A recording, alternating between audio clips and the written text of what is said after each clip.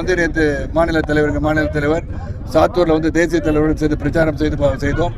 ராமநாதபுரம் போனேன், காலையில் மயிலாப்பூர் போனேன், இப்போ பெரம்பூர் வந்து ஆவடி வந்திருக்கேன். எல்லா இடத்துலையும் சிறப்பாக இருக்குது. மக்களுடைய எழுச்சி சிறப்பாக இருக்குதுன்னு சொல்லலாம். யாருக்கு அது நம்மளே சொல்லுவோம், நீங்களே ஓட்டு போடாமல் தான் இருப்பீங்க. ஆமாம், சொல்லுங்கள். எந்த அளவுக்கு சார் இப்போ தமிழகத்தில் இந்தியா கூட்டணி வெற்றி பெறும் எதிர்பார்க்குறீங்க சார்? இந்தியா கூட்டணி வெற்றி பெறும் நான் சொல்லவே இல்லையே. இந்தியா கூட்டணி எப்படிங்க வெற்றி பெறும்?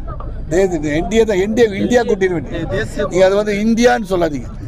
இந்தி ஒரு கூட்டணி, இந்தியான்னு ஒரு கூட்டணி வச்சிருக்காங்க. அன்னைக்கு சொல்றதை வந்து தப்பா கேட்டுவிடுவேன். இந்தியா தேசிய ஜனநாயக கூட்டணி மாபெரும் வெற்றி பெறும் என்பது தெல்ல தெளிவாக தெரிகிறதுன்னு சொல்லலாம்.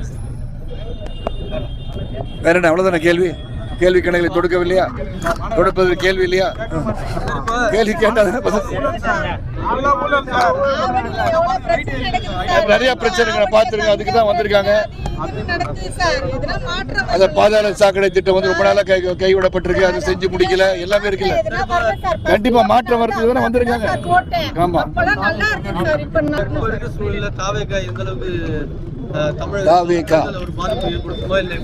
தாவேகா என்ன பாதிப்பு ஏற்படுத்தும்? மக்களுக்கு பாதிப்பு ஏற்படுத்தியிருக்காங்க. 41 பேர் இறந்துருக்காங்க.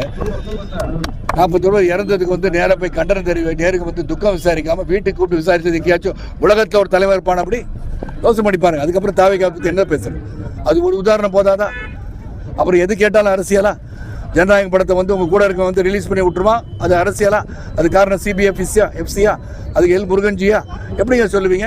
என் படமே வந்து இன்டர்நெட்டில் ரிலீஸ் ஆச்சு ஜக்குபாய். நான் அன்று நடந்து கொண்டிருந்த திராவிட முன்னேற்ற கழகம் தான் காரணம் சொல்லலையே. யாரும் உங்கள் கூட இருக்கும் சர்ச்சை செஞ்சுருக்கான். ஒருவேளை படம் நல்லா இல்லைன்னு நீங்களே லீக் பண்ணி விட்டு படத்தை பார்த்துக்கிட்டுன்னு சொல்லி விட்டீங்களா? என்ன யாருக்கு தெரியும்? சரி, அதை பற்றி நான் சொல்ல முடியாதுங்க. அதோட ப்ரொஃபஷன். நடிப்பு என்பது அவருடைய தொழில். மீண்டும் நடிப்பது நடிக்காதது அவருடைய முடிவு. அதை நான் சொல்லக்கூடாது. ரொம்ப நன்றி.